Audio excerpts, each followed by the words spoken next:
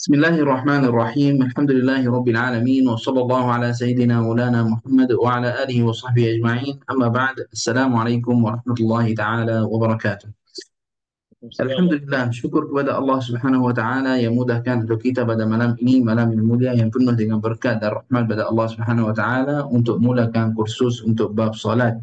Alhamdulillah, solat adalah di antara benda yang sangat penting di dalam hidupan kita dan juga di agama kita. Solat adalah hubungan kita dengan di antara kita dengan Allah Subhanahu wa taala. Jadi perlu pada kita jaga pada solat ini betul-betul, pada sahkan solat, pada rukun qauli dan rukun fi'li, dan juga pada semua usaha untuk nak buat solat yang sempurna insya-Allah. Dan alhamdulillah kita sudah bertemu sekarang, tak lama lagi, mungkin sehari dua hari lagi insya-Allah kita akan masuk pada bulan Ramadan. Bulan Syahrul Rahmah wal Khair wal Barakah, bulan yang penuh dengan berkat dan rahmat pada Allah Subhanahu Wa Taala, dan juga adalah bulan Syahrul Qiyam, adalah bulan yang perlu pada kita qiyamul lail, ada solat tarawih dan tahajud dan sebagainya. Alhamdulillah. Jadi marilah kita insya-Allah sama-sama pada semua pelajar-pelajar Bait Al-Furqan dan pada semua yang join pada malam ini, insya-Allah Subhanahu Wa Taala usaha untuk kita belajar bab ini betul-betul. Mudah-mudahan kita dapatlah untuk solat di bulan Ramadan ini dengan cara yang sempurna, dapat hubungan yang terbaik di antara kita dengan Allah Subhanahu wa taala. Dan seperti mana yang hadis baginda Nabi Muhammad sallallahu alaihi wasallam, aqrabu ma yakunu al-'abdu min rabbih wa huwa sajid. Hamba Allah Subhanahu wa taala akan paling dekat pada Tuhannya adalah apabila dia dalam keadaan sujud. Maksud adalah dalam di antara maksud makna adalah sujud bukan adalah sujud pada zahir sahaja caranya, tetapi kita nak juga hatinya dan badannya dan semua anggota-anggotanya sampai dia muliakan pada Tuhannya. Jadi marilah kita insya-Allah tahu pada bab ini betul-betul dengan guru kita Syekh Jauhari hafizahullah taala wa nafa'ana bi'ulumihi wa 'ulumikum fid darin. Allahumma amin. فالفاتحة على نية الله سبحانه وتعالى يجعل في هذه الدروس الخير والنفع والبركة، وأن يفتح على شيخنا الشيخ جوهري إن شاء الله سبحانه وتعالى فتوح العارفين، وعلينا جميعا يا رب العالمين، وأن ينفعنا ببركته وعلمه في الدارين. اللهم امين. على هذه النيه وعلى كل نيه صالحه نواها السلف الصالح عند بدء دروسهم يا رب العالمين. والى حضره النبي محمد صلى الله عليه واله وسلم. الفاتحه.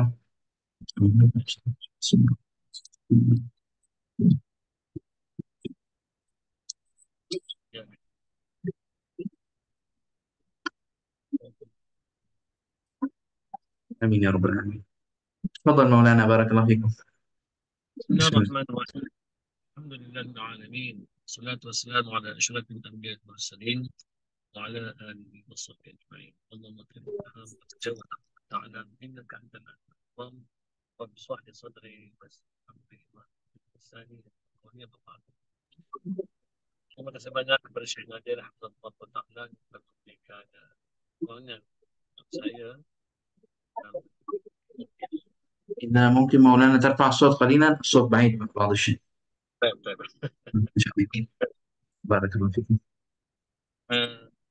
Alhamdulillah, syukur kita kata Allah SWT yang mana dengan limpah dan dayanya memberi kita masa untuk sama-sama berada dalam satu majlis ilmu, walaupun tidak bertemu dengan jasad, tetapi kita bertemu di alam yang lain, alam teknologi moden sekarang ni, alam maya, untuk mendapatkan manfaat daripada bicara kita pada malam ini mengenai bab solat. Kerana kita memang benar hari-hari solat, tetapi seandainya ada perkara-perkara yang kurang, dapatlah kita tambah. Jika ada yang tidak jelas, dapat dijelaskan lagi. Jadi saya diamanahkan oleh Syekh Nadir Hafizahullah Ta'ala untuk membicarakan tentang bab solat.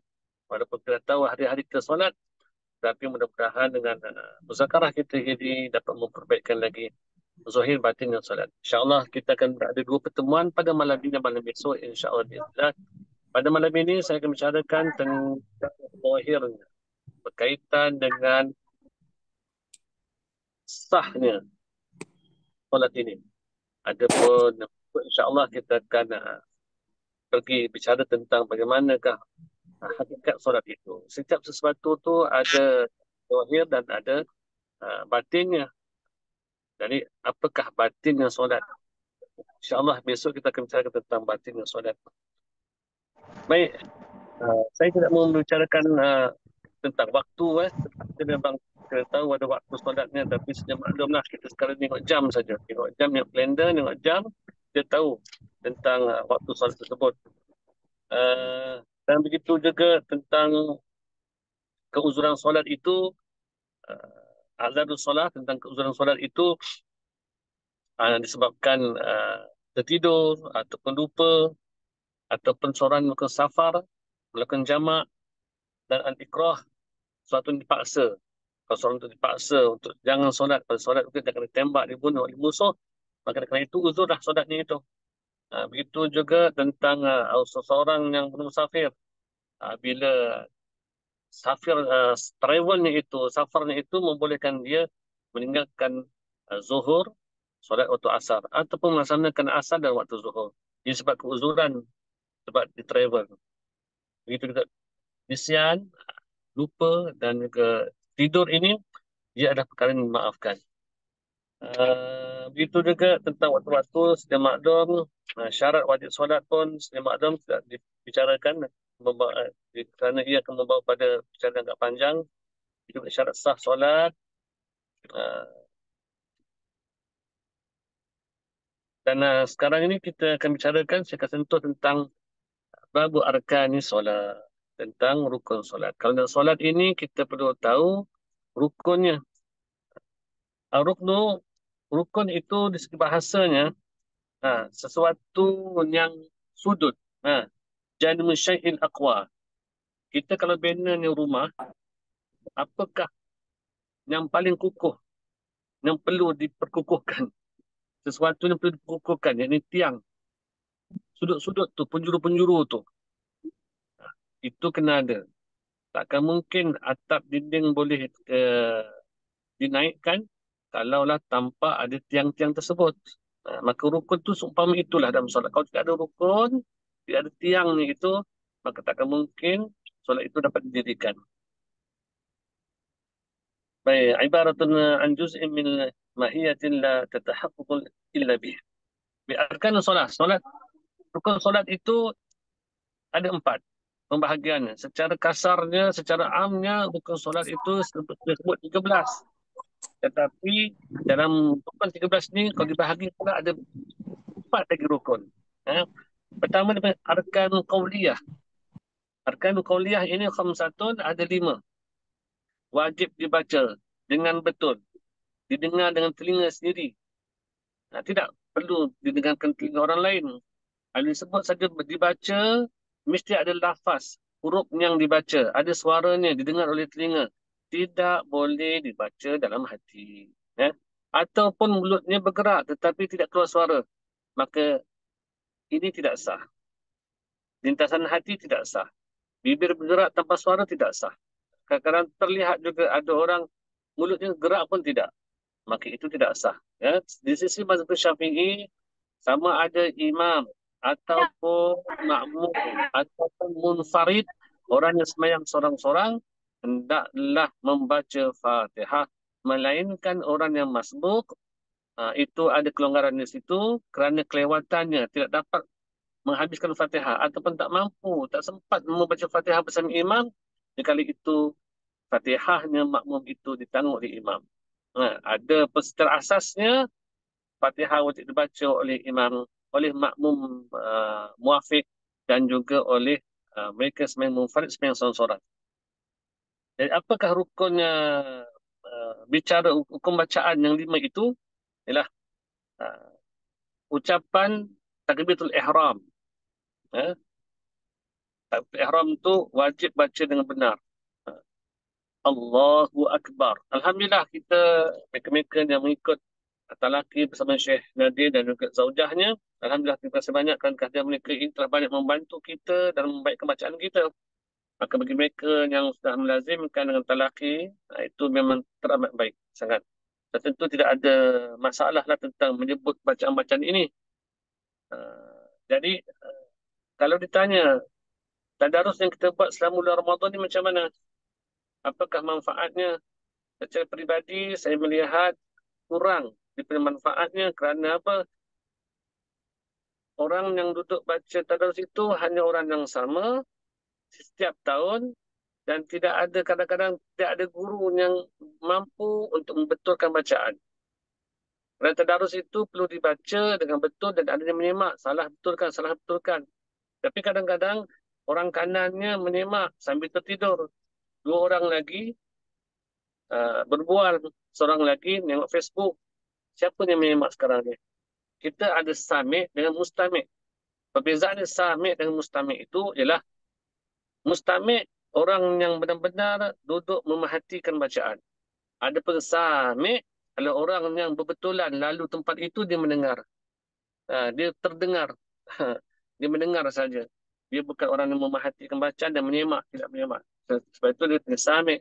Adapun mustami' orang yang memerhatikan bacaan dan menyemak. Tetapi kalau orang menyemak, mustami' itu tertidur ataupun terlepas pandang ataupun yang membaca itu pula teralih satu muka surat ataupun terlangkaulah dua patah perkataan, tiga patah perkataan, ataupun terlangkau dua tiga baris, maka sudah tentulah matlamat tadarus itu tidak tercapai. Dan kadang-kadang dengar daripada jemaah-jemaah yang habis saya sentuh dalam di kuliah, ramai yang mengatakan, Ustaz, ada orang tak boleh tegur. Ada orang tidak boleh nak ditegur.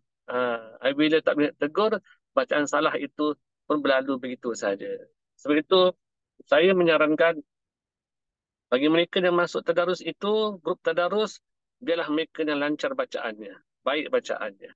Ah, Dan bagi mereka yang tak lancar itu, maka bagusnya buat satu halaqah lain untuk bertalaki dan perlu ada seorang ustazah ataupun orang yang ahli boleh membaca Quran dengan baik untuk diperbetulkan. Kita kata talaki lah. Sebab itu, halaqah talaki itu afdal, terlebih utama, perlu diwujudkan. Bukan pada bulan Ramadan, tapi berterusan sepanjang bulan.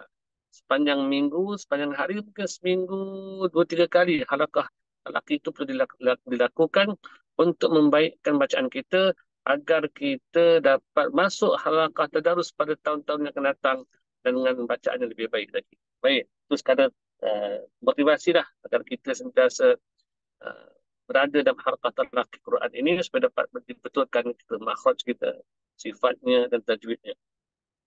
Jadi takbiratul ihram, uh, al-Fatihah yang kedua Fatihah mesti baca dengan betul dan juga didengar dengan telinga kita, diucap ucapan tersebut. Wa tasyahud akhir, baca tasyahud akhir daripada at-tahiyatul mubarakatus salawatut thayyibatu lillah sampai asyhadu an la ilaha illallah wa asyhadu anna muhammadar rasulullah. Dan yang keempatnya wassalatu ala nabi sallallahu alaihi wasallam, membaca selawat ke atas nabi, wassalam, mengucapkan salam, memberi salam. Itu pun salam pertama saja wajib, salam kedua tidak wajib. Jadi kelima-lima bacaan ini wajib dibaca, didengar oleh telinga kita. Tahap kekuatan itu bagaimana? Seandainya ditakdirkan, seandainya kita bangun malam di keadaan sunyi sepi, tidak dalam keadaan sunyi sepi, kita membacanya dan kita dengar bacaan kita. Itulah sekuat kadar bacaan yang perlu kita baca. Ha. Seandainya seorang itu solat macam rumahnya atap zinc kan, ataupun semayang di rel kereta api, stesen kereta api, ataupun di airport, ataupun di pasar, gegak komputer dengan suara-suara orang. Adakah suara bacaan kita tu perlu kita tingkatkan, tinggikan, melebihi daripada bunyi-bunyi yang ada keliling kita? Jawapannya tidak. Ha, tak perlu kalau kita berada di pasar, orang menjerit, kita pun terpaksa baca kuat. Kerana apa? Kerana nak dengar dengan telinga kita. Ataupun kita terbang, turun di airport, bunyi kuat, kita terpaksa kuatkan bacaan kita. Tidak begitu. Ditakdirkan. Seandainya kita bangun malam, kita baca dan kekuatan suara itu dapat didengar oleh telinga kita, memadai. Itulah bacaan kita di mana tempat pun. Sama siang ataupun malam, pagi atau petang, tempat yang bersunyi atau tempat yang bising pun, itulah kadar bacaannya. Baik, bagaimanakah pula kalau seorang itu membacanya terdengar oleh orang sebelah? Kita memang tak dapat lari. Orang sebelah kita akan mendengarnya. Tak boleh nak kawal, nak buat batasan. Suara akan pergi hanya setakat telinga saja. Setentu akan terlebih. Maka itu tidak dikatakan makroh. Yang makrohnya ialah ada orang ketiga. Itu orang pertama, belah kita orang kedua, orang ketiga. Kalau orang ketiga mendengarnya itu barulah makruh. Ha? Ah, dan apatah lagi sampai mendengar kesemuanya jemaah itu, maka hukumnya haram situ. Ha? Sebab telah mengganggu jemaah. Jadi kita kawallah bacaan kita itu. Baik, selesai. Itu tentang rukun qauli, rukun bacaan. Dan yang keduanya arkanul fi'liyah, rukun perbuatan. Sittatun, ada 6. Qiyam, berdiri. Berdiri, berdiri lurus. Ini masalah. Bagaimanakah orang bongkok? Bagaimanakah kedudukan orang yang bongkok? Dia berdiri pun dah gini dah. Ini orang bongkok ni. Makcik-makcik umur dah 80, 90 dah. Dia berdiri pun dah bongkok begini. Ataupun dah hampir-hampir dengan rokok. Macam mana? Kita kata, qiyamnya orang bongkok itu, inilah dia. Nanti waktu nak rokok nanti, dia tundukkan sikit. Cukuplah. Tundukkan sikit, itulah rokoknya. Nanti sami Allah Mamidah, angkat sikit. Biar nampak ada perbezaan antara qiyamnya dengan rokoknya. Bagi orang yang bongkok. Ya. Jadi qiyam, rokok. Rokok itu sekurang-kurang rokoknya tangan sampai ke lutut. Sekurang-kurang. Sesempurnanya betul-betul 45 darjah. Bentuk L. Ha? Tapi kalau seorang itu sakit pinggang, ada slip disc, maka sudah memadai lah. Tangan itu sampai ke lutut, kalau dia bengkok begini, begini pun dah sah dah. Sesempurnanya begini. Sesempurnanya begini. Tetapi kalau dia begini, tetapi tangan sampai ke lutut, memadai. Itu sekurang-kurangnya rokok. Ha? Wal i'tidal, dan i'tidal kembali berdiri kembali lurus, dan was sujud, sujud itu tujuh anggota. Dan pastikan sujud kita itu uh, wajib dahi ini terbuka. Dalam keadaan maksyufah dan terbuka, dahi ini terbuka. Tidak boleh tutup dengan songkoknya begini, ataupun kepiahnya, ataupun serbannya, ataupun apa saja sesuatu yang bergerak dan geraknya kita. Seperti ekor serban, dia sujud, dan tamparlah ekor serban ke depan itu. Ha. Ini tidak sah sujud demikian. Ataupun kita punya jubah besar dengan baju yang besar. Waktu kita sujud tu tertutup dari kita. Ataupun kita pakai ridak, pakai syal, tidak. Jadi waktu sujud dia pun terhampar di depan, kita pun sujud di atasnya. Itu pun tidak sah. Melainkan kalaulah ridak itu jatuh terhampar di depan kita, kita pun cepat-cepat tarik. Ridak itu jatuhkan, pisahkan badan kita. Kalau itu kita sujud, tak ada masalah. Bagaikan kita sujud di sejadah ataupun kapet. Itu, ada orang perempuan pun begitu juga. Jangan pastikan dahinya itu, kalau pakai tudung tu biar ada nampak dahinya itu. Dahi itu. Janganlah tertutup dahinya itu dengan kain telekungnya, kerana sujud demikian tidak sah.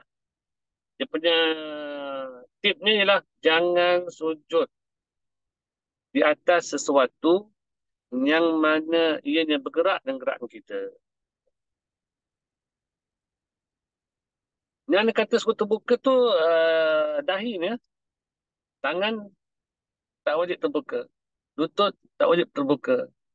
Kaki tak wajib terbuka. Bermakna seorang itu pakai sarung tangan kerana sejuk. Ataupun pakai stokin. Maka sah sujudnya itu. Yang kata tak boleh terbuka itulah dahinya saja. Kalau seorang itu mungkin ada luka di dahi sini. Belah kanan ada luka. Tampal yang apa pun. Ataupun pening. Tampal koyok. Maka boleh dia sujud dari sini. Ini sebahagian daripada dahinya itu. Dia luka, dia tampal sini. Sujud dari sini. Tak ada masalah. Baik, sujud wal julusu baina sajdatain. Duduk antara dua sujud. Ini antara rukun pendek Hmm. Wal qu'udu fi tasyahudil akhir, dan juga duduk tasyahud akhir. Perbuatan duduk itu rukun. Adapun cara duduk itu lihat. Kita duduk tasyahud akhir maka punggung dia jatuh ke bumi, kaki kiri keluar dari belah kanan. Itu sujud apa nama? Sujud itu nama duduk tawarruk namanya. Duduk tawarruk. Duduk dalam solat ni ada dua. Satu tawarruk, satu lagi iftirash.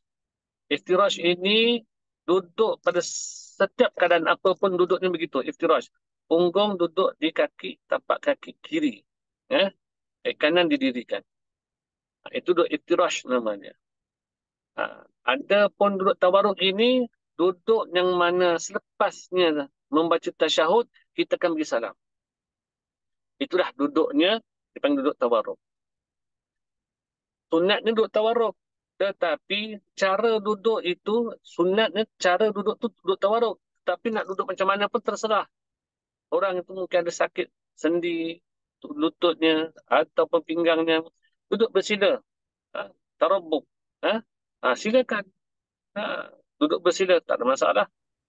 Ha, kakinya patah, tunjukkan kaki dia. Tak ada masalah. Ha, namanya duduk tak kisahlah. Ataupun duduk seperti penguin. Tak duduk macam penguin macam mana. Lutut di situ, dia tak nak lipat. Penyakit orang zaman sekarang ni, makan pun tak jaga dan sebagainya. Lutut itu tak nak lipat. Apa tak, dia tak lipat, dia buat gini. Kalau boleh, duduk betul-betul, ni duduk gini. Jadi tangan tu ke bawah tu. Itu dah duduk, habis duduk dah. Macam duduk penguin nanti kita kata. Itu yang boleh duduk. Baca tasyud sedemikian. Ataupun dia duduk iftirash pun tak ada masalah. Kalau duduk iftirash, duduk bersila, silakan, tak ada masalah. Yang pentingnya duduk. Baik.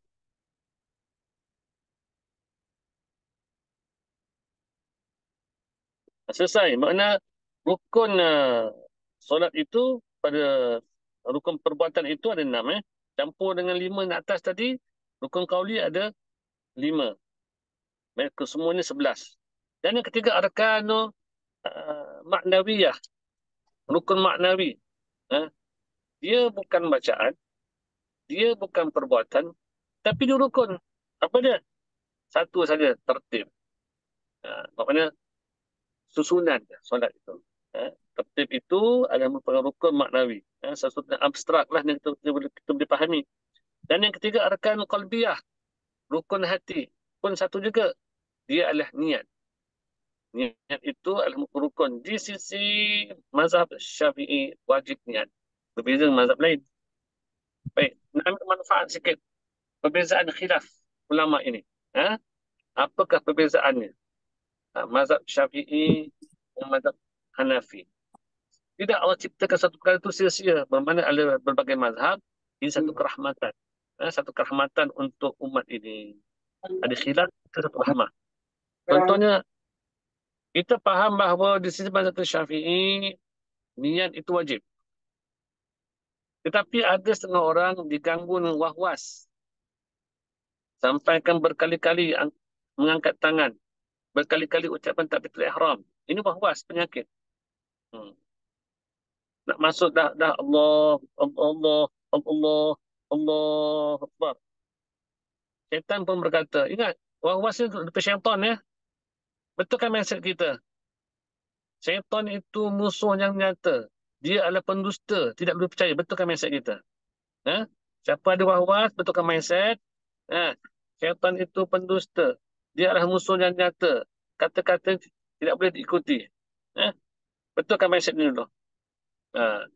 Allah, Allah Akbar. Syaitan berkata, qasad tak masuk tu. Kita pun Allah Akbar. Qasad masuk. Ta'arud masuk. Ta'yin tak ada. Kita pun Allah Akbar. Sekali lagi. Syaitan kata, okey, cuba sekali lagi. Tadi dah okey. Sekali lagi. Ulang semula. Allah Akbar. Qasad ada. Ta'yin ada. Ta'arud tak ada. Dah. Berulang-ulang kali. Jadi, orang ini sudah dikotak-katikkan oleh syaitan. Sebut dalam kitab fiqh, ulama menyebutkan ada orang dipermainkan, dikotak-katikkan oleh syaitan dengan berulang-ulang kali membacanya dalam Fatihah, dalam wudu, dalam bersuci. Kadang-kadang duduk dalam bilik air pun setengah jam, 40 minit. Jiran datang rumah kita, sampai dah balik pun tak keluar daripada tandas lagi. Ini adalah penyakit was-was. Penyakit was-was ini bukan saja untuk terkena pada orang awam, tetapi terkena juga pada setengah golongannya orang pondok. Kiai, baba, tok guru pun kena juga. Kita kata ini kan dikotakkan oleh syaitan, ini adalah orang jahil. Nak tanya, seseorang sebelum masuk pondok, dia jahil ke alim? Jahil dululah. Kalau dah masuk pondok, waktu peringkat-peringkat beginner lah, peringkat-peringkat pemula, mubtadi, dia sudah terkena gangguan syaitan ini, terganggu dengan was-was dan tidak diatasi dengan segera. Akhirnya benda itu berterusan sampailah 10 tahun, 15 tahun duduk pondok, penyakit itu terus makin lama, makin meningkat, makin lama, makin dah jadi tabiat dah hidup dia. Bila berhenti belajar pondok, buka pondok dari tok guru, dah dia pula dah berterusan seperti itu. Jadi kita kata asalnya bahwas itu akan tertimpa kepada orang jahil. Tapi bagaimana orang alim pun ada yang terkena wahwas? Kita kata di sini sebab asalnya dia itu budak-budak masih belajar lagi jahil, tapi sudah pun terkena wahwas. Jadi kita memahami ada mazhab yang mana tidak mewajibkan sunat sajalah, tidak mewajibkan niat. Seperti mazhab Hanafi. Mazhab Hanafi tak wajibkan niat. Wuduk pun tak wajib niat dan tidak ada tertib. Mazhab Hanafi. Mereka hanya berkomo-komo dan masuk air hidung dan basuh muka, basuh tangan, sapu kepala. Sapu kepala pula mesti 1/3 daripada kepala mazhab Hanafi. 1/3 daripada kepala tu wajib disapu dan juga basuh kaki.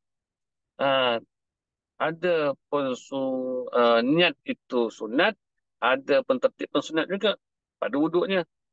Orang seperti was ni, kita sarankan dia taklidlah pada mazhab Hanafi untuk memudahkan dia solat. Eh? Memudahkan dia wuduk, memudahkan dia mandi wajib, memudahkan dia membaca. Eh? Allah, Allah, Allah, Allah, Allah Akbar. Datang syaitan. Eh? Niat tak masuk tu, buang lagi. Allah, Allah Akbar. Sekali lagi, Allah, berkali-kali. Saya pernah melihat orang di belakang, saya berada solat di belakang dia. Saya melihat di depan saya tu, di pondok.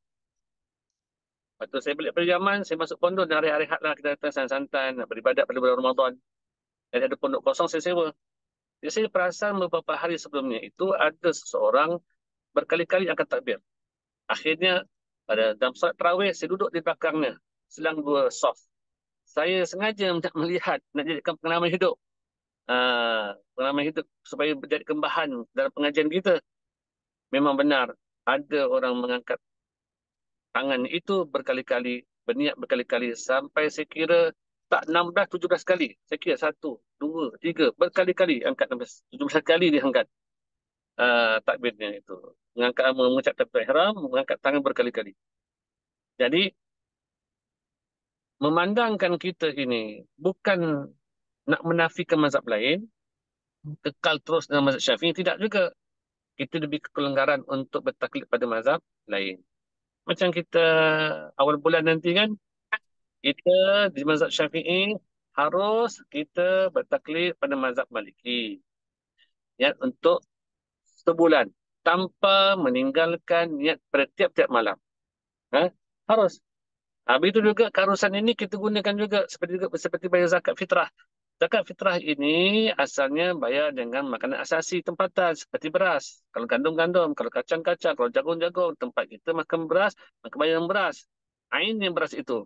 Tetapi kerajaan kita ah, membenarkan ataupun mengharuskan, membolehkan kita bayar dengan nilainya beras. Dan bertahun-tahun, puluh tahun kita. Asalnya kalau moyang kita, atuk kita dulu bayar dengan beras. Tetapi sekarang ini bukan saja atuk-atuk kita yang ada sekarang ini.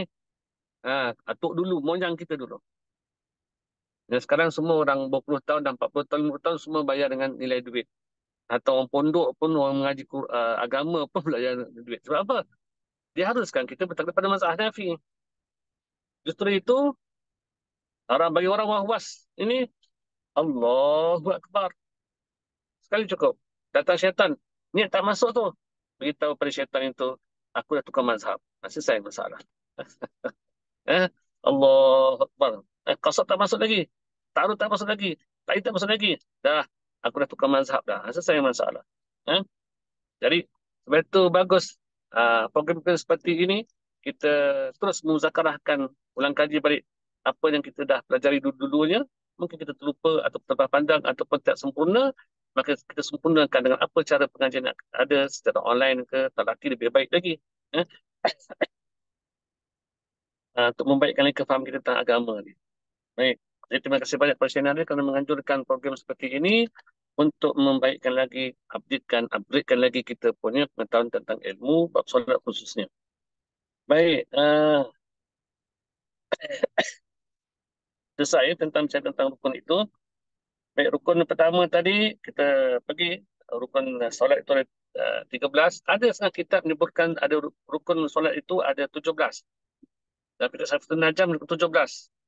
Dalam kitab Sadidah ada 13. Dan Fathul Qalid pun ada 13. Apakah perbezaan seperti ini? Tidak ada perbezaan apa pun sebenarnya. Yang disebut 17 itu sebenarnya ulama menyebutkan bahawa tomak ninah dalam rokok, tomak ninah ketika i'tidal, tomak ninah dalam sujud, tomak ninah ketika duduk antara sujud, ini semua adalah rukun. Dia tak sebut syarat sahnya rokok, syarat sahnya i'tidal, syarat sahnya sujud, syarat sahnya duduk antara sujud. Tapi mereka itu rukun. Bermakna, kalau 13 campur 4, dia 17. Tapi dia kata, arkan solat itu 17, rukun solat itu ada 17. Tetapi sang kitab mengatakan, tak, 13 sahaja. Kenapa 13 tu? Tomak ninah macam mana? Tomak ninah tu bukan rukun, tetapi dia syarat sahnya sujud, syarat sahnya duduk antara sujud, syarat sahnya rokok, dan syarat sahnya tidak. Ini tak ada masalah. Yang pentingnya perlu buat tomak ninah tu. Di sisi mazhab Syafi'i. Bagaimana pula timbul soalan, permasalahan semayang tarawih berapa minit Rekod mereka 6 minit, 7 minit. Sembahyang tarawih 20 rakaat, berapa tak sampai 10 minit. Negara jiran kita ada pengamalan solat tarawih yang begitu cepat. Di sisi mazhab Syafi'i memang tak sah kalau tak ada tumakninah. Eh? Tak sah tumakninah. Tetapi kalau dalam mazhab Hanafi, tidak mengenakan tumakninah itu sebagai sesuatu yang wajib ataupun rukun. Sebab itu kadang-kadang kita tengok saudara kita daripada Pakistan, Bangladesh, nampak semakin cepat kan, cek, cek, cek, cek, cek, cek. Macam tak tumakninah. Kenapa tumakninah bukan wajib bagi mereka? Bukan wajib bagi mereka. Jadi, kita nak tanya juga kenapa nak cepat, nak pergi mana kalau sembahyang tarawih cepat-cepat tu. Biar kita sembahyang depan Allah Ta'ala. Kita kena merasakan wujudnya keberadaan Allah itu dalam diri kita. Kalau duduk depan raja pun kita bersopan. Cakapnya teratur. Makannya bila dipelawa. Duduknya bila disuruh duduk. Kalau dia pergi makan pisang pun buka pisang pun 1, 2, 3, 4. Di perahu makan kuih pun ambil kuih 1 makan. Tambah 1 lagi makan. Berbeza kita duduk rumah kita mungkin nasi semua kita himpunkan dalam pinggan kan. Makan pun membubuk-bubuk. Kembung kita punya bibir kita. Tapi kalau depan raja, Masya Allah, beradab kita. Sopan santun kita. Ini raja ke raja. Takkan kita buat lebih kurang. Di sisi kita, orang Melayu kita ni, kalau makan cepat-cempak tu, kalau Arab, bahasa cempak roti tu biasa. Tapi kalau orang Melayu cepat-cempak tu, itu kurang adabnya. Jadi kita hantar. Sebab itu orang Melayu kalau cawan tu ada piringnya. Padahal piringnya apa nak buat? Beri cawan dah lah, beri gelas cukup lah. Tapi ini adab, seni. Budaya tersebut seni. Melambangkan kepribadian sesuatu bangsa tersebut. Ini seni. Uniknya sesuatu budaya itu, satu bangsa itu. Jadi kita pun letak salah satu teratur, susun, pinggannya, dia punya piringnya, sudu dan sebagainya. Beradab. Dan ini kita dengan Allah Ta'ala janganlah buat macam lebih kurang. Macam ayam patut. Jadi kita jangan terikutlah. Biarlah orang dengan cara dia, kita beramal dengan ilmu. Biarlah amal itu sedikit, tetapi amal itu mesti dengan berilmu. Ilmu yang benar-benar kita pelajari, ambil daripada guru kita dengan sahih.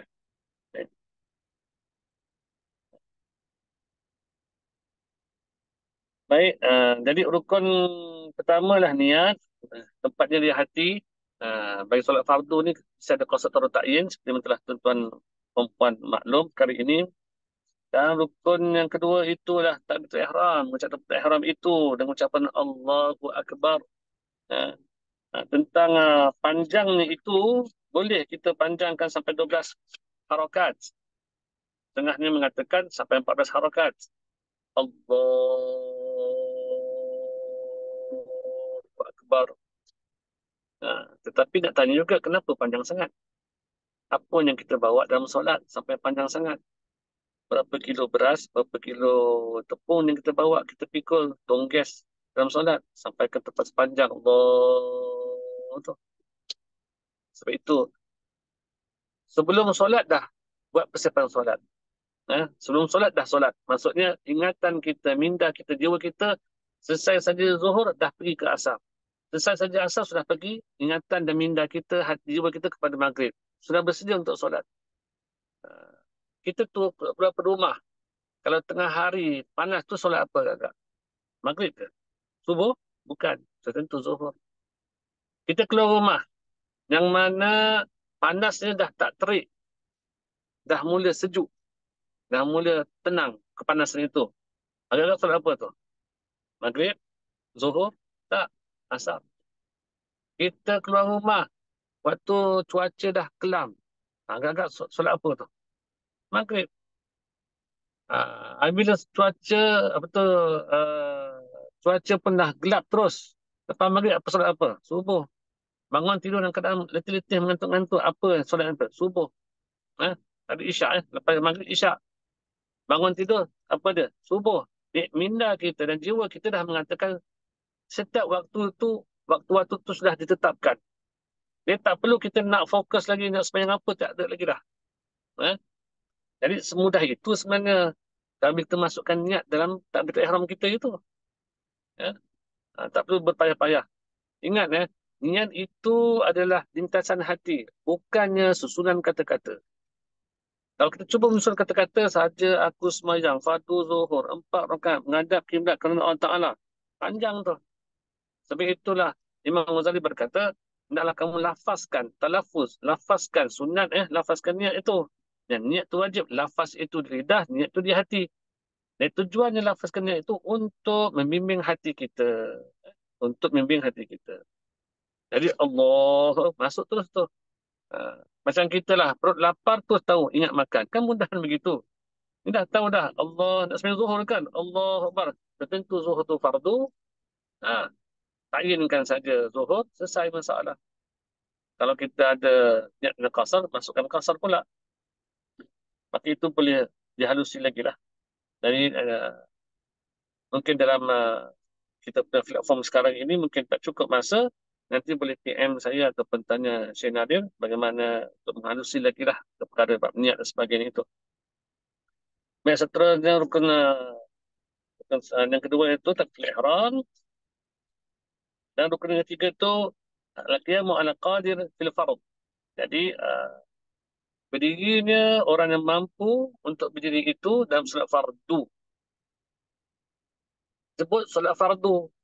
Orang yang mampu berdiri pada solat fardu. Kalau orang itu mampu berdiri dalam solat sunat, macam mana? Nak duduk? Boleh. Boleh. Tapi pahalanya separuh. Pahalanya separuh. Kalau nak baring, ya silakan baring. Tapi potongnya separuh. Ha? Banyaklah kena potong. Jadi, tiba masa ni malas kita nak berdiri. Ya. Nak sembahyang duduk. Duduklah. 10 rakaat kita sembahyang tarawih berdiri, 10 rakaat nanti kita duduk. Silakan.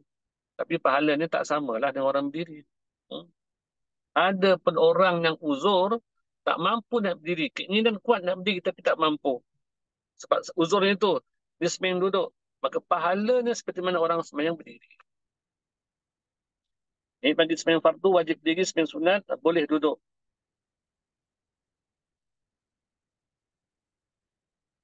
Dan rukun yang keempat tu qiraatul Fatihah. Alhamdulillah berkaitan dengan bertelaki dengan Syekh Nadir dan Ustazah Masita. Mereka apa, dah membaikkan bacaan Quran mereka, itu yang terbaiklah. Kena telaki. Apapun bacaan kita kena telaki. Quran kita perlu telaki.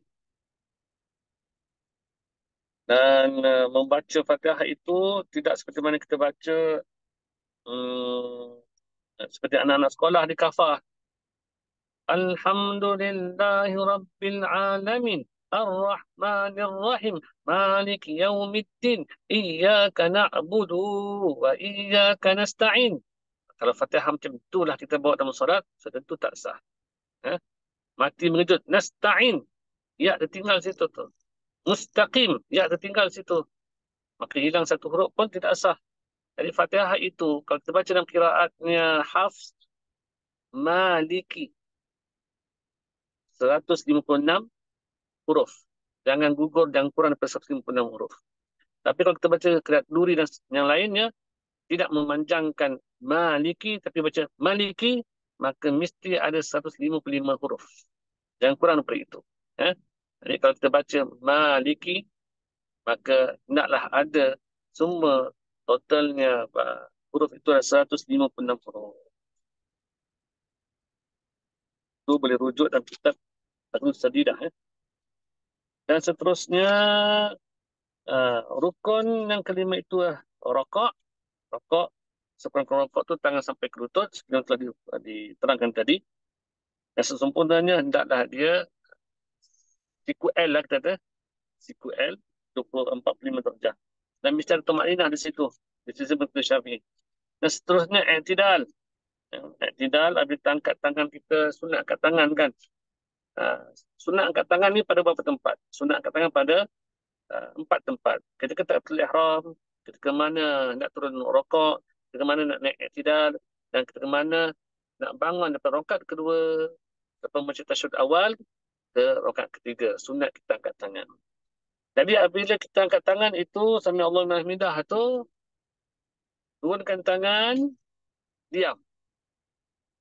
Jangan lengang-lengang kangkung lagi. Tangan gerak-gerak lagi. Ha? Tangan gerak lagi untuk pegang kain dan sebagainya. Diri, diam. Tomak ni nah. Kemudian boleh kita bergerak ke turun rokok, sujud kita. Rukun yang ketujuh itulah sujud 2 kali.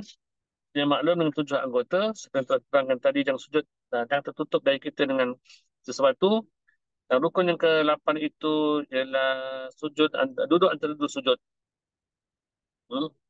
Duduk antara sujud ni sunat, kaifiat duduk, cara duduk ni itu duduk iftirash. Punggung duduk di kaki kiri. Ya, telapak kaki kiri.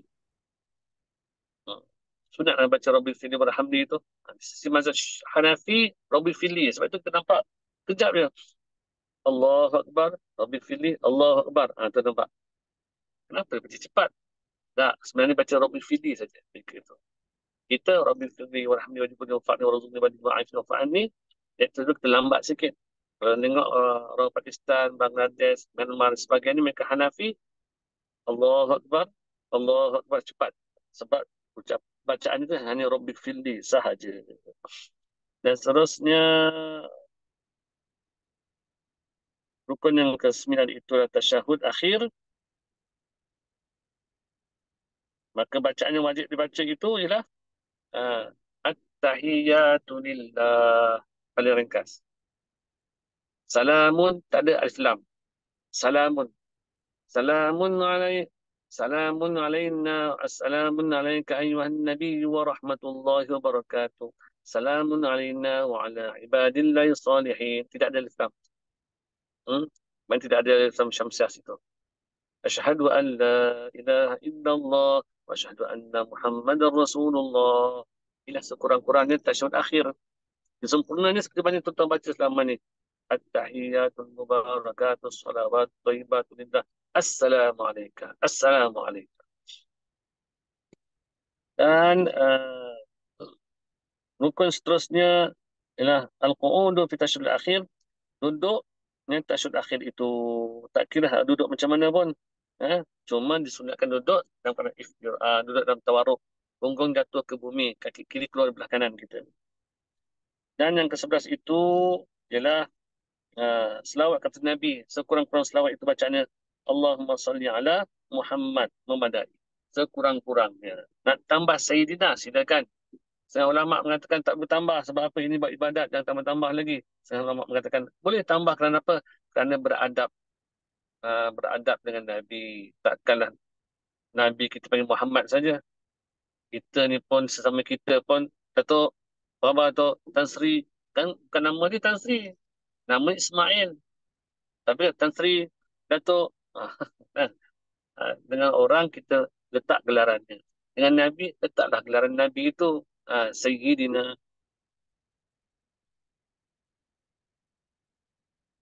Dan rukun yang ke-13, rukun yang ke-12 itu memberi salam. Rukun yang ke-12 itu memberi salam. Dan rukun yang ke-salam tu ini di sini wajib letak Islam. Paman sin kata sabtu, dalam Syamsiah. Assalamualaikum. Seringkas-ringkasnya begitu. Warahmatullah berpaling ke kanan. Di salam kedua berpaling ke kiri, itu sunat sahaja, sunat hai'ah. Ya.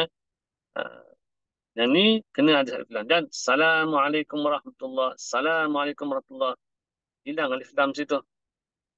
Dalam makrifah tu perlu ada situ yang sebut Assalamualaikum. Dan yang ke-13 itu dah tertib, ikut susunan tertibnya itu. Surat kita itu. Sallu kama ra'aitumuni usalli, lihat seperti mana aku solat. Aku solat. Sahabat pun lihat Nabi solat macam mana, maka diriwayatkanlah solat itu bagaimana caranya. Jadi sahabat ni solat ini sebenarnya tidak ada ayat Quran tunjuk cara solat. Dan tidak ada hadis, satu hadis tunjuk full rukun solat 13, tak ada. Tetapi macam mana ulama fiqh itu mengatakan rukun itu ada 13 ataupun 17? Kerana melihat beberapa banyaknya hadis. Nabi berdiri, Nabi rokok, hadis menceritakan tentang Nabi baca apa, buat macam mana. Maka dihimpunkan solat itu semua. Dihimpunkan hadis tersebut, maka jadilah dia satu perbuatan solat yang lengkap. Maka di situlah ulama fiqh pun meletakkanlah inah rukunnya yang wajib dilaksanakan. Ya, kalau orang awam yang tak belajar bahasa Arab, tidak belajar nahwu, saraf, balaghah, arud, tidak tahu belajar ilmu hadis, usul hadis, maka cukuplah belajar saja kitab fiqh. Tak baca kitab Arab, bacalah kitab Melayu kita, kitab Jawi, kitab Rumi kita. Faham betul-betul masalah hukumnya, rukun, syarat sebagainya, maka insya-Allah sah solat itu. Walaupun tak pernah buka hadis, buka kitab fiqh itu. Sebab ulama dah sediakan hidangan untuk orang awam ini untuk baca kitab fiqh dan memahami hukum hakamnya. Walaupun tak tahu hadis sekalipun, yang penting sembahyang itu sudah pun ada laksana dalam hadis yang termaktub.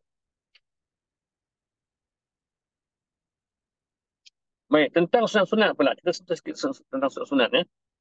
Sunat-sunat ini, sunat dalam solat ini, yang terkait dengan solat itu, setengah ulama meneliti, mencari, ada 500 sunat-sunat yang berkaitan dengan solat. Sunat, sama ada sunat sebelum solat, sunat di dalam solat, sunat selepas solat. Maka dihimpunkan kesemuanya ada 500. Banyak tu sunat tu. Itu kalau buat tu memang wali Allah lah, kasih Allah. Hmm. Kita ni banyaknya sunnah Nabi itu. Kalau tak mampu buat, kalau tak mampu buat semua, jangan tinggalkan semua. Jadi kita belajar, kita tahu, kita amalkan. Dan cuba amalkan. Dan setengahnya mengatakan dalam kajian mereka, dalam tesis mereka, menjumpai ada mengenai dalil berbagai, sebab kita tak ada masalah. Walaupun hadis do'if, bukan do'if jidan, tapi walaupun do'if sekalipun, kita masih boleh beramal, masih boleh beramal dengannya. Kerana fadilat, tak ada masalah. Itu kena mendalami bicara tentang mustalah hadis, usul hadis. Berkait dengan sunat ni sampai terjumpa oleh sebagian ulama mencecah 800 sunat-sunat berkaitan dengan solat. Dan ada pula yang mengatakan 1000 sunat-sunat berkaitan dengan solat. Cuba bayangkan 1000. Berapa banyak kita, berapa yang kita dapat amalkan. Jadi kita belajar mendalami ilmu daripada saban hari ke saban, satu hari ke satu hari, maka insya-Allah pengetahuan kita bertambah dan kita banyakkan lagi amalan kita. Dan ini cara kita bentaksi dengan Allah Ta'ala. Ingat, solat ini jangan tinggalkan. Kerana ia adalah merupakan cara berinteraksi dengan Allah Ta'ala dengan cara yang Allah kendaki. Nanti insya-Allah besok saya akan ceritakan tentang solat daim.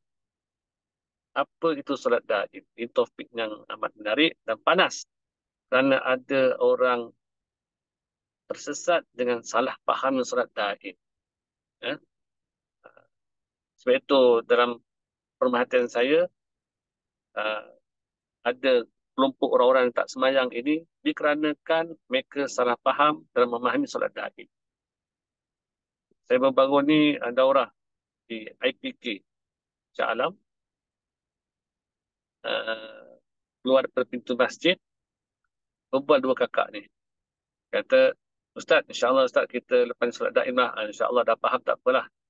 Tapi seorang pula berkata, saya kesian, uh, ada sahabat saya, diri dia, suaminya, anak-anaknya, semua tak solat 5 waktu. Kerana apa? Kerana salah faham dalam pengertian solat daim. Jadi saya simpan tadi solat daim ni supaya besok kita bertemu lagi. Nanti dah cerita malam ni lah, besok dah tak ada ke mana dah kita. Besok poin ni solat daim. Bagaimana? Sebenarnya solat daim itulah istilahnya para sufi. Jadi kita perlu memahami bahasa-bahasa sufi itu supaya kita jangan tersesat. Baik, tentang sunat, pembagian sunat ini dilihat pada waktu masanya. Nah, sunanun qabla solah, sunat-sunat sebelum solat. Seperti apa?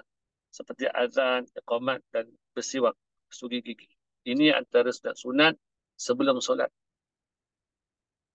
Dan yang keduanya sunanun asna solah, sunat-sunat di ketika solat. Di saat kita solat itu. Terbagi pada dua, sunat abad dan sunat hai'ah, sunat perhiasan. Dan yang ketiganya itu sunat sebelum solat. Sunat selepas solat. Seperti zikir, duduk, di sejarah kita tu tidak berpisah dengan imam. Melainkan imam baca Allah menjiminan, Allah ma'a salam, boleh kita boleh berpisah dengan imam. Doa sesama. Itu antara sunat-sunat selepas solat. Banyaklah perkara ni. Tadi pun disebut sampai ada 500, ada pendapat mengatakan 800, ada pendapat mengatakan 1000 sunat terkait dengan solat.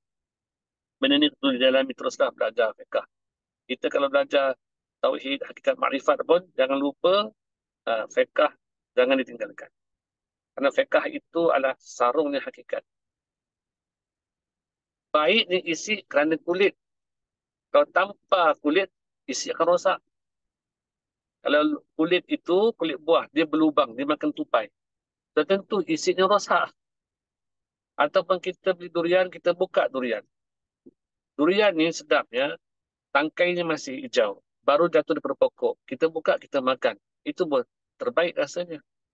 Tetapi kalau lah durian itu dah 2-3 hari jatuh. Kita buka pagi, petang nanti makan. Letak dekat bawah tudung saji. Itu rasa pernah lari tu. Jadi betapa pentingnya kulit itu menjaga isi. Itu juga betapa pentingnya fiqh dan menjaga hakikat. Jadi ada orang tersalah faham lah dan tidak memahami, tidak berada di bawah bimbingan guru murabbi mursyid yang benar, yang hakiki. Maka di situ mereka tersesat dalam cahaya. Baik. Sekarang kita bicarakan tentang, saya ambil yang mana yang sempat saya bacakan. Sunat-sunat sebelum solat.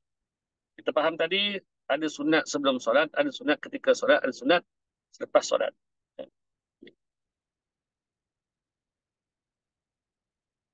Jadi, disunatkan kita azan. Sunat kita azan. Sama ada kita bermusafir, berhenti tepi jalan, tidak ada orang, kita nak semayang, ataupun kita pergi rehlah. Pergi rehlah dengan anak-anak kita dalam hutan ataupun balik kampung, kemas bersihkan kebun-kebun kita, nak keluar daripada hutan, keluar daripada kebun, jauh dari masjid, kita pun semayang situ saja. Azan lah, sunat azan. Sunat diazankan. Dan nanti nak dirikan solat, iqamat. cara azan, cara iqamat, sedia maklum benda tu. Apakah hikmahnya azan? Hmm. Apa hikmahnya azan? Hikmah azan itu ada empat. Al-i'lamu bidukhul waqti. Pemberitahuan mengenai masuknya waktu. Ad-da'watu ila jamaah. Dan juga menyuruh jemaah datang ke tempat yang diazankan ini. Contoh, pesawah katakan, ataupun peladang. Mereka mendirikan di kebun-kebun mereka, di ladang mereka, di sawah. Maka seorang azan.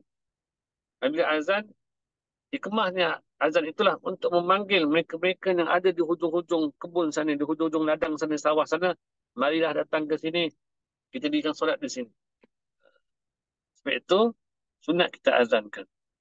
Dan negara kita, Alhamdulillah, belum lagi ada pihak-pihak yang cuba menggunakan kuasa untuk menyekat kita azan. Seperti di Singapura, negara kita masih bebas lagi azan.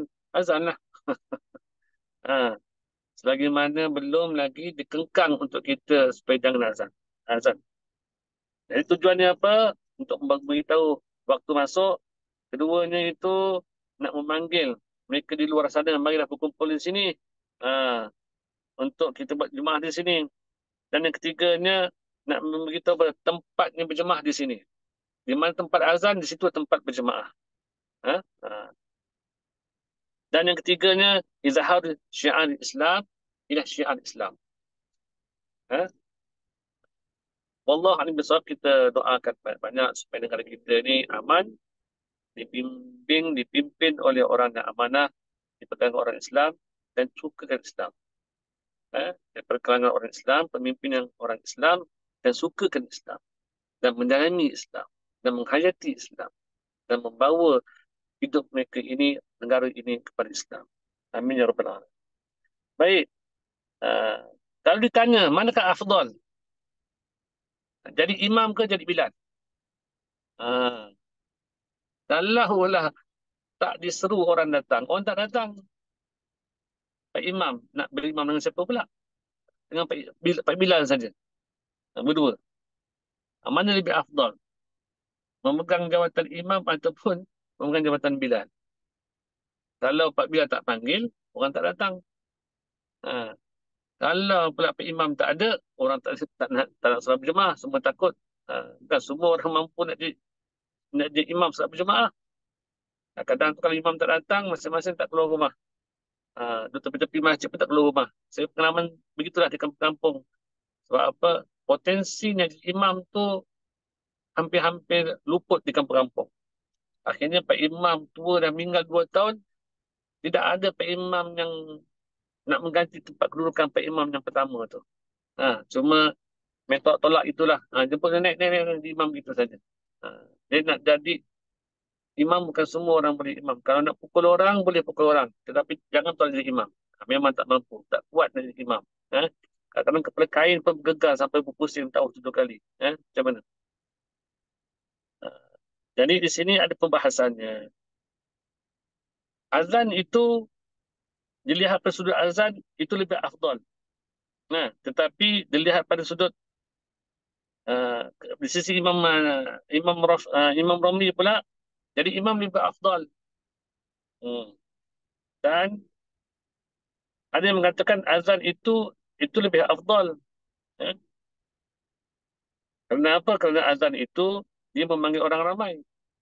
Makin ramai orang datang, makin besar pahala dia. Nak bandingkan dengan imam. Imam dia tak panggil orang, dia imami saja. Ha.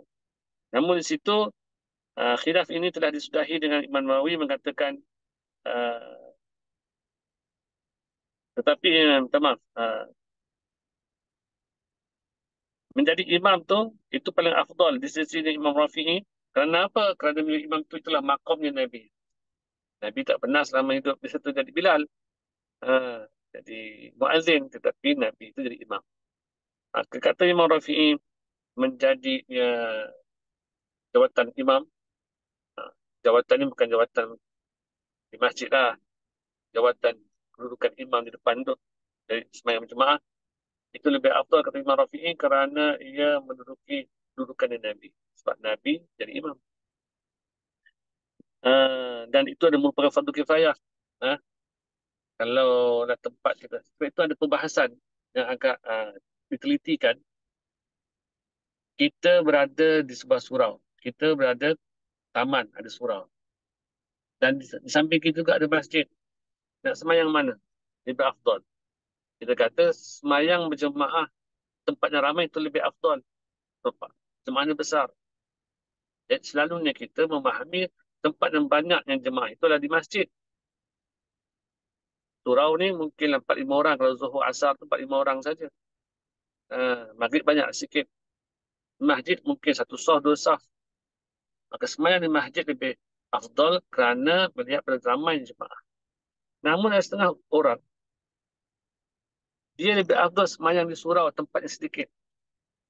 Dikarenakan apa? Dikarenakan kalau dia tak hadir ke semayang di surau itu, di tempat yang sedikit itu, tentu jemaah pun tak wujud. Maka dia penyelamat. Orang yang menyelamatkan keadaan ini satu, uh, kita kata pahlawan lah, pendekar sebab menyelamatkan keadaan. Maka dia pernah hadir semayang di surau itu dengan jemaah yang kecil itu lebih afdal daripada semayang di tempat yang ramai. Kerana apa?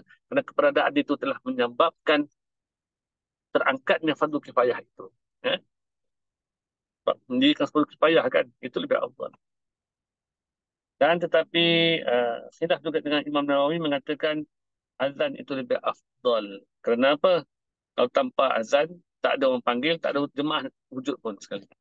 Itu bincangannya khilaf seperti ini kita perlu pandang dalam bentuk positif. Ulama kalau berselisih pendapat, pandang dalam bentuk positif. Bukan yang negatif yang merendahkan mana-mana pihak, tidak. Kita mungkin minda yang positif, jiwa yang positif. Apabila ada khilaf seperti ini nak menunjukkan keutamaan ilmu itu sendiri. Hebatnya ilmu itu. Masing-masing nak menaikkan agama, nak naikkan ilmu itu. Itulah positif.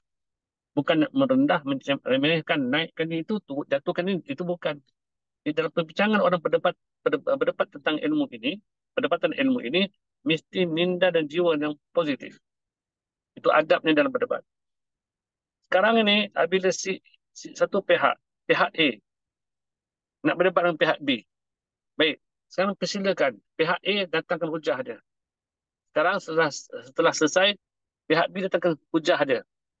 Setelah masing-masing mendatangkan hujah yang bersandarkan sumber daripada Quran dan hadis, ijma', selesailah masalah. Dia selesailah masalah. Tutup, balik tidur. Kenapa dipanjang-panjangkan lagi? Ini perdebatan yang sehat. Perdebatan yang positif. Masing-masing datangkan hujah, si A pendatang hujah, si B pendatang hujah, sekarang selesai. Bermakna yang meningkatnya apa? Pengetahuan tentang ilmu. Mungkin si A kurang ilmu daripada hujah si B pula kurang pengetahuan tentang apa yang datang oleh si A. Maka akhirnya masing-masing positif, ra'i meraihkan, hormat menghormati. Itu cantik. Itulah namanya perdebatan yang sehat. Tapi perdebatan yang berlaku sekarang ni, semuanya mencari kemenangan, bukan mencari kebenaran.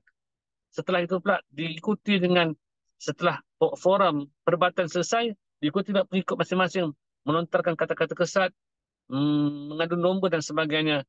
Maka ini penyakit. Kalau begitu, tutuplah sahaja seminar perdebatan itu. Kerana apa? Dia merosakkan hati kita. Jadi orang alim itu, alim ulama, mempunyai posisi yang utama dalam membaikkan umat, bukan membawa kerosakan pada umat ini. Jadi, sebab itulah perdebatan itu perlu dilakukan dengan penuh adab dan disiplin yang baik. Barulah dapat hasil yang baik. Dan seterusnya,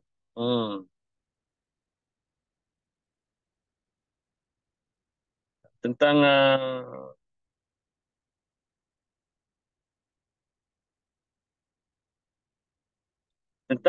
azan dan iqamat ini, pada semua sembahyang 5 waktu, disunatkan kita azan dan iqamat, dan begitu sembahyang Jumaat. Ya. Dan ada juga sembahyang disunatkan iqamat tanpa azan. Iza jama' baina solatain, apabila dia menjamakkan dua solat itu. Atau qada' faraidul mutawaliyah, ataupun dia mengqada'kan sembahyang fardu ke satu fardu berturut-turut. Sunat qamat. Dia ada sembahyang qada'. Tak perlu azan lah. Ha? Ha. Azan nanti dalam bilik, isteri pun terkejut. Apa hal azan ni? Kena jin ke apa?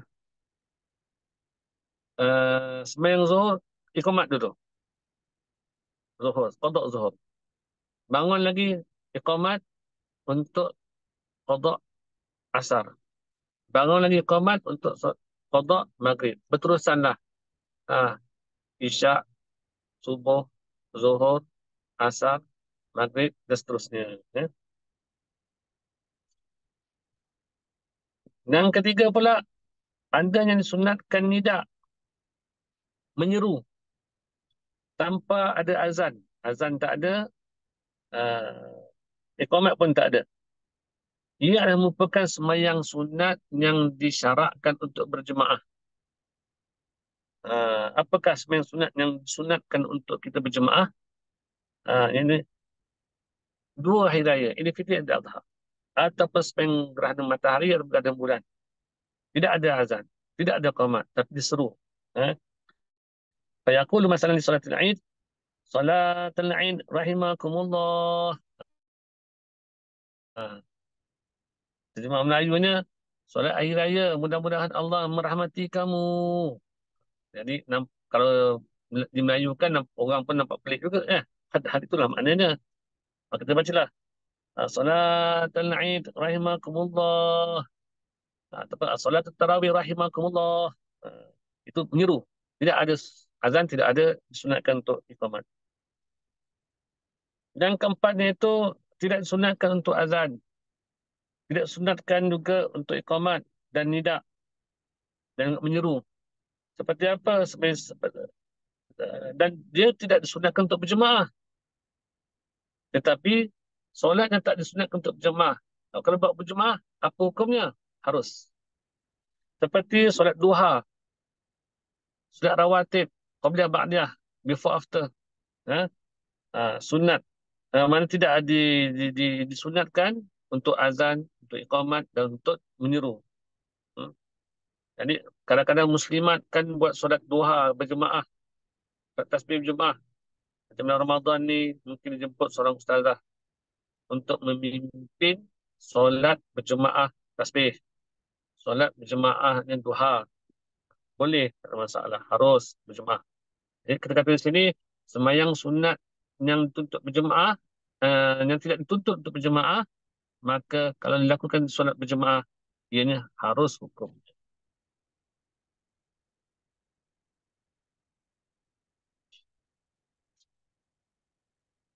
Jadi saya rasa cukuplah 1 jam ini.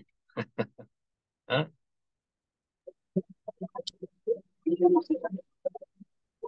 بارك الله فيكم يا سيدي، جزاكم الله عنك بخير. كما تريد إن شاء الله الذي تراه مناسب إن شاء الله. Ah. تمام كده. نستعجل أو كيف؟ كما تريد. نحن معنا اليوم وغدا إن شاء الله. اوكي ممكن نستمر غدا ان شاء الله. إن شاء الله تعالى. بارك الله فيكم، جزاكم الله عنك بخير. طيب. طيب. إذا كان في أسئلة إن شاء الله ممكن غدا أو في نعم مجال الآن. نجمع اسئله ثم طيب إن شاء الله تعالى. ما شاء الله ما شاء الله، بارك الله فيك. طيب ممكن تختم سيدي إن شاء الله، الدعاء عندكم. وانتم تفضل. لا لا لا، أنتم ما شاء الله أولى، أنتم أولى يا سيدي. بارك الله فيكم. أنتم أولى، أعلم إن شاء الله، الأعلم منك. بسم الله. بسم الله الرحمن الرحيم الحمد لله والصلاه والسلام على اشرف المرسلين اللهم اختار طالبا سؤال مبارك وذكرنا مسنيا ذا جل فتح آمين تحت آمين الصف في الدين آمين. وانتم حفظكم المراحمين وصلى الله على محمد وعلى اله وصحبه الحمد لله. الفاتحه.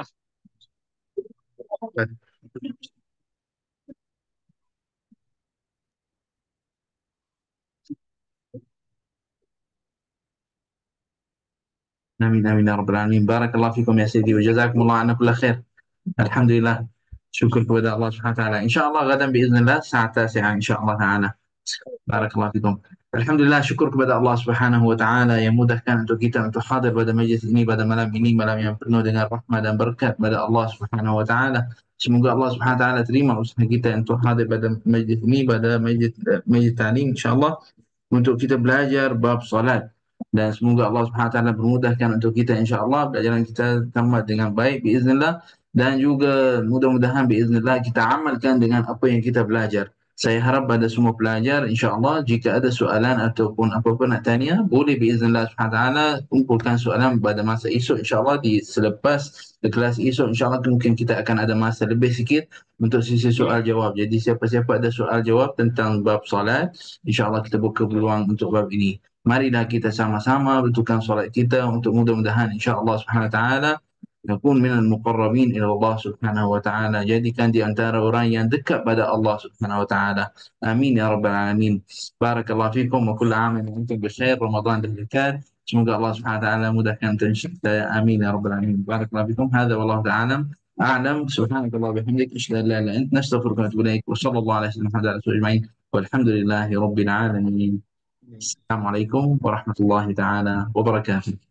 Waalaikumsalam Waalaikumsalam warahmatullahi warahmatullahi Ustaz. wabarakatuh. wabarakatuh. Waalaikumsalam warahmatullahi wabarakatuh, آمين Syekh. آمين يا Terima رب kasih, Syekh. Terima kasih, Ustaz. العالمين.